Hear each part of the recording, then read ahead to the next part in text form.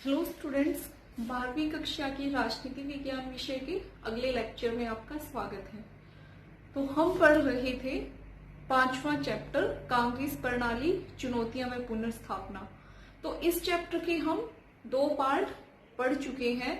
First part में हमने क्या पढ़ा कि किस प्रकार से भारत में नेतृत्व परिवर्तन हुआ, और सेकंड पार्ट में हमने क्या पढ़ा कि जो 1967 के चौथे आम चुनाव थे उनके पहले भारत में क्या परिस्थितियां थी और उन परिस्थितियों का चौथे आम चुनावों पर क्या असर पड़ा, कांग्रेस की परफॉर्मेंस पर क्या असर पड़ा। तो अब हम क्या डिस्कस करेंगे, चौथे आम चुनावों में कांग्रेस की क्या परफॉर्मेंस रही।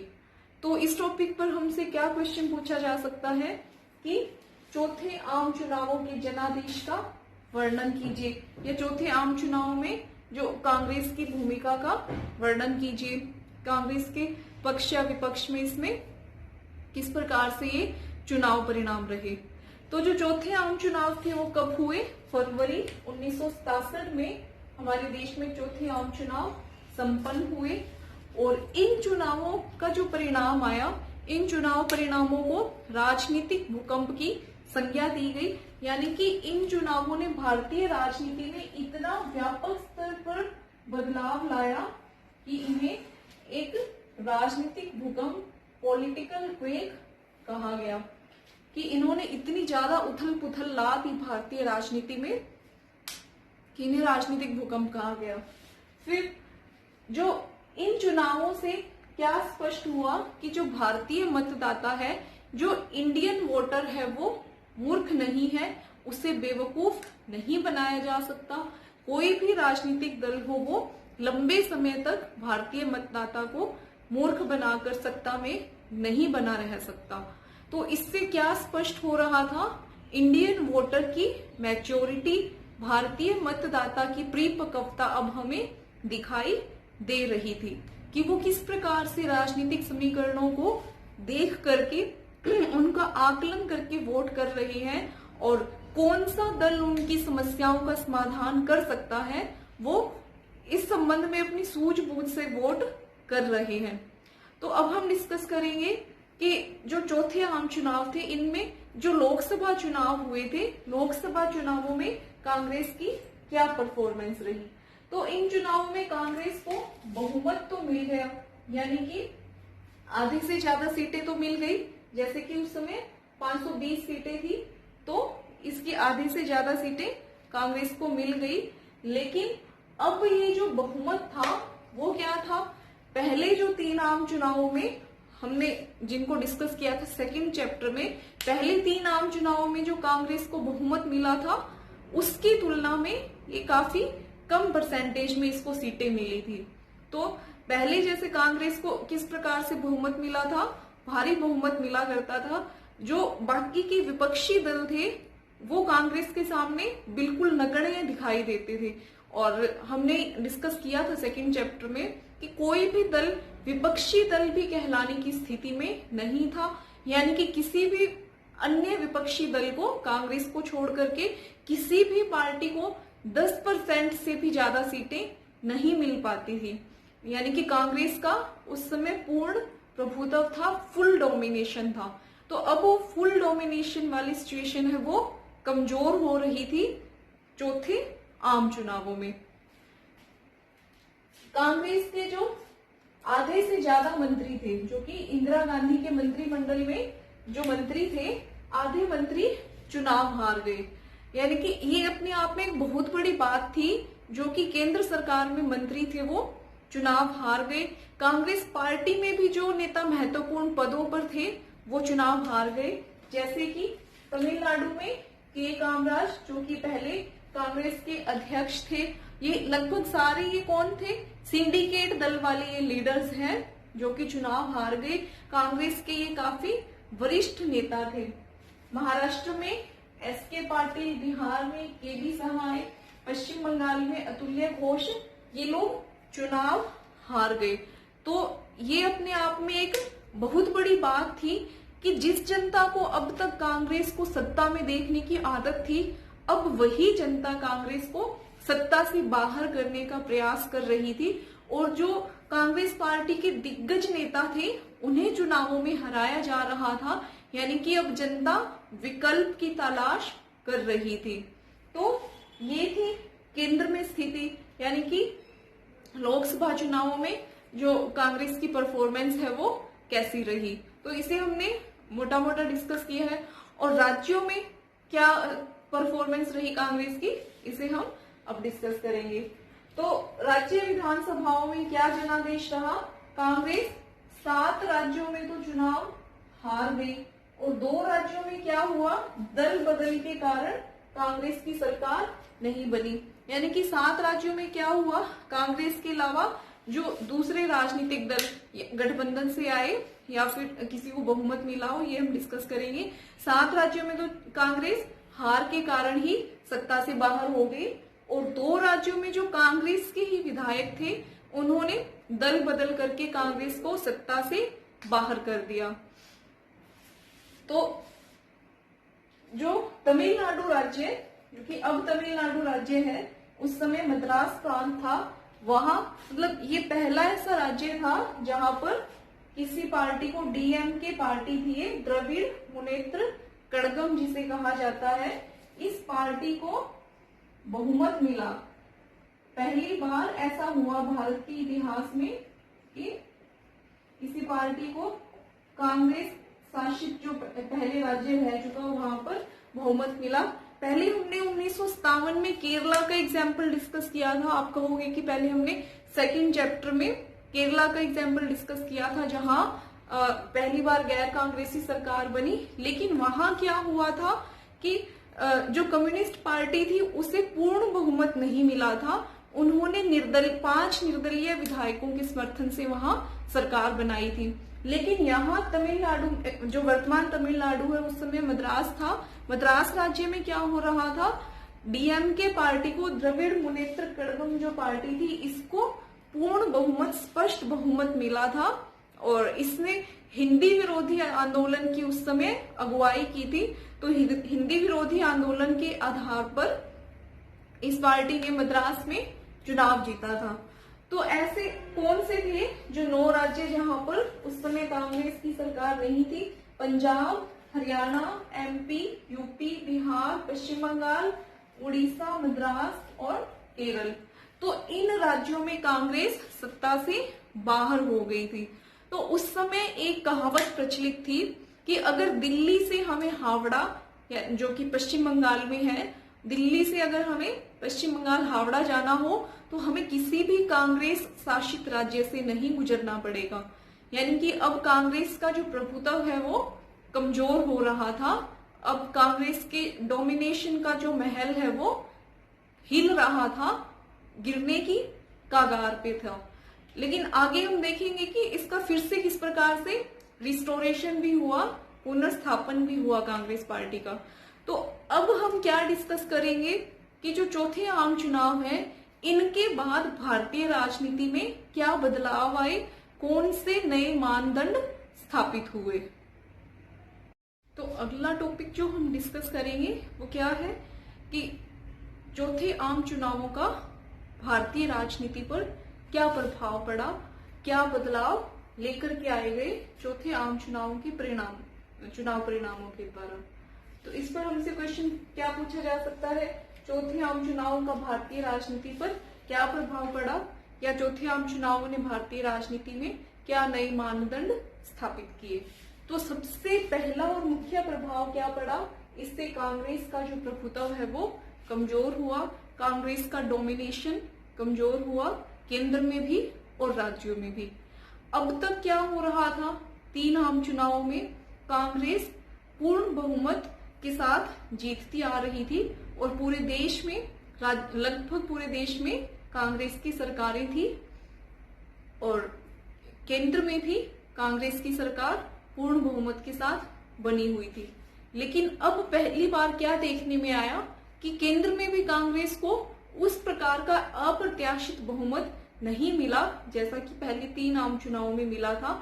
हमने डिस्कस किया कांग्रेस के जो बड़े बड़े नेता थे, वरिष्ठ नेता थे, वो भी चुनाव हार गए और 9 राज्यों में कांग्रेस पार्टी की सरकार नहीं बन पाई और हालांकि 7 राज्यों में कांग्रेस पार्टी चुनाव हार गई थी और 2 राज्यों में जो कांग्रेस के ही नेताओं के द्वारा दल बदली के कारण उसकी सरकार नहीं बन पाई थी।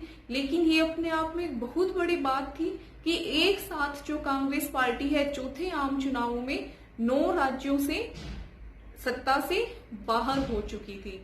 तो ये कांग्रेस के प्रभुत्व के अंत का प्रदर्शक था, यानी कि जो कांग्रेस के डोमिनेशन की एंडिंग हो रही थी चौथे आम चुनावों के परिणामों के द्वारा। दूसरा इसका असर हमें क्या देखने को मिलता है, भारतीय मतदाता की राजनीतिक परिपक्वता का ये संकेत था। जब हम ये डिस्कस कर रहे थे सेकंड चैप्टर में कि भारत में पहले आम चुनाव करवाए जाने थे, उसके पहले विश्व स्तर पर क्या आशंकाएं जताई जा रही थी कि क्या भारत में स्वतंत्र और निष्पक्ष ढंग से चुनाव करवाए भी जा सकेंगे, क्योंकि भारत की जो ज्यादातर जनसंख्या थी वो अनपढ़ थी, निरक्षर थी। तो क्या उन अनपढ़ लोगों को लोकतंत्र का, राजनीति का मतलब भी पता होगा? ये विश्व के दूसरे जो बड़े लोकतांत्रिक देश थे ऐसा सोच रहे थे कि भारत में लोकतंत्र सफल नहीं हो पाएगा। लेकिन उस समय भी भारतीय जो मतदाता था उसने अपनी परिपक्वता का परिचय दिया और एक बार फिर जो भारतीय मतदाता है उसने अपनी परिपक्वता को दर्शाया।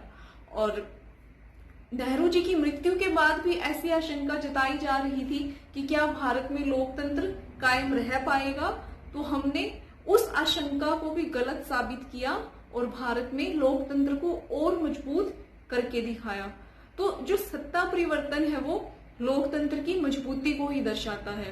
तो चौथे आम चुनावों के जो परिणाम आए उन्होंने क्या दर्शाया कि जो भारतीय मतदाता है वो सोच समझकर, सूझबूझ के द्वारा वोटिंग कर सकता है। तो इसने भारतीय मतदाता की मैच्योरिटी को, पॉलिटिकल मैच्योरिटी को दर्शाया। तीसरा इसका क्या इम्पैक्ट था, विरोधी दलों में एकता। इस चीज को हमने डिस्कस किया 1967 के पहले की सिचुएशन में कि 1967 के चुनावों के पहले जो समीकरण बन रहे थे उसमें हमने डिस्कस किया कि जो विपक्षी पार्टियां थी उन्होंने क्या योजना बनाई कि अब हम एकजुट होकर के कांग्रेस के खिलाफ चुनाव लड़ेंगे, क्योंकि जो कांग्रेस पार्टी है उसको आधे से भी कम लोग वोट कर रहे हैं, मतलब आधे से भी कम परसेंट उसको लोगों की वोटिंग हो रही है। वोटिंग परसेंटेज कांग्रेस की बहुत कम थी, आधे से कम थी और सीटें उसकी बहुत ज्यादा थी।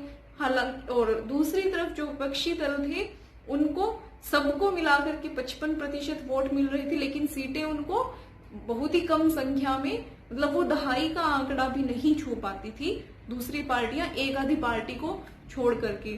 तो उन्होंने चौथे आम चुनावों के पहले भले ही राजनीतिक विचारधारा में वो कितने ही धुर विरोधी हो, लेकिन अब उन्होंने क्या किया, अपने गठबंधन बनाने शुरू कर दिए, अपने जन मोर्चे बनाने शुरू कर दिए कि हम अब एकजुट होकर के चुनाव लड़ेंगे।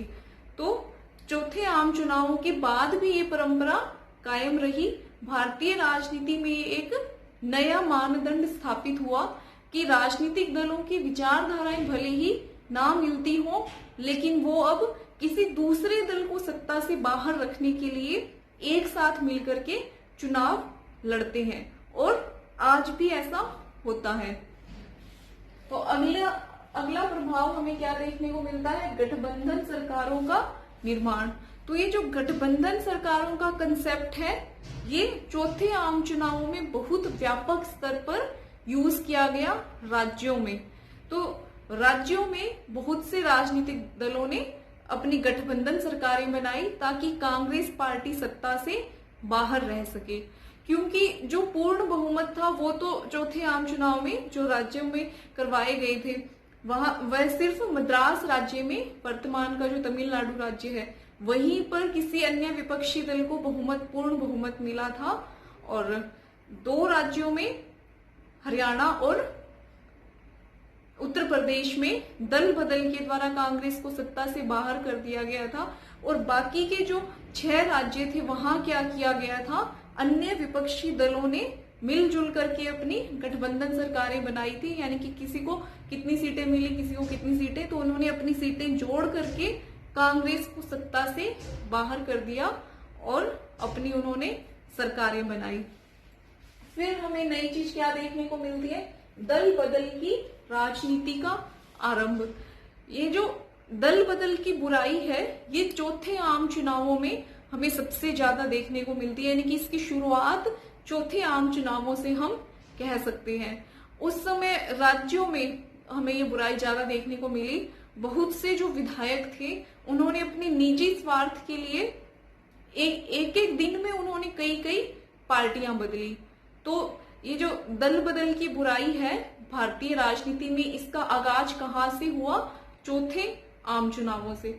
हालांकि बाद में इसे रोकने के लिए 52वां संविधान संशोधन विधेयक भी लाया गया, लेकिन आज भी ये मौजूद है, दल बदल की बुराई किसी न किसी रूप में भारतीय राजनीति में। फिर भारतीय राजनीति के शब्दकोश में आया राम गया राम शब्द शामिल हुआ, यानी हमारी जो पॉलिटिकल डिक्शनरी है उसमें एक नया वर्ड ऐड हुआ, एक नया मुहावरा जुड़ा, आया राम गया राम। ये किस कंटेक्स्ट में जुड़ा, ये दल बदल के संदर्भ में ही भारतीय राजनीति में इस मुहावरे को शामिल किया गया। इसका संबंध किससे है, हरियाणा राज्य से ही है। हरियाणा राज्य के एक विधायक गया लाल ने 2 हफ्तों के अंदर 3 बार दल बदली की, तो इस वजह से आया राम गया राम का जो मुहावरा है वो भारतीय राजनीति में जुड़ा। पहले वो कांग्रेस पार्टी में थे विधायक गया लाल, फिर वो संयुक्त मोर्चे में चले गए और फिर वापिस कांग्रेस में आए और फिर 9 घंटे के अंदर ही वापिस संयुक्त मोर्चा में आए। तो जब वो पहली बार संयुक्त मोर्चा से कांग्रेस में वापिस आए तब कांग्रेस के एक नेता ने कहा था कि अब गया लाल आया राम है, अब गया राम आया राम है। तो तभी से भारतीय राजनीति में ये मुहावरा आया राम गया राम शुरू हुआ और आज भी इसी परिपाटी पर काफी सारे नेता चलते हैं, अपने स्वार्थ के लिए वो राजनीतिक दल बदली करते हैं। और हमें क्या देखने को मिलता है, राज्यों में मध्यवर्ती चुनाव हुए।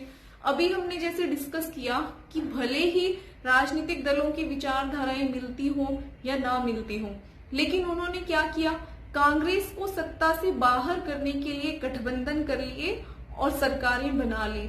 लेकिन ये सरकारें ज्यादा स्थायी सिद्ध नहीं हुई और जिस तरीके से गत्ते के मकान गिर जाते हैं उसी प्रकार से ये सरकारें बहुत थोड़े समय के बाद, बहुत थोड़ा कार्यकाल पूरा करने के बाद ये सरकारें गिर गई और हमें मध्यवर्ती चुनाव करवाने पड़े, यानी कि 5 साल पूरे होने के पहले ही भारत में चुनाव करवाने पड़े।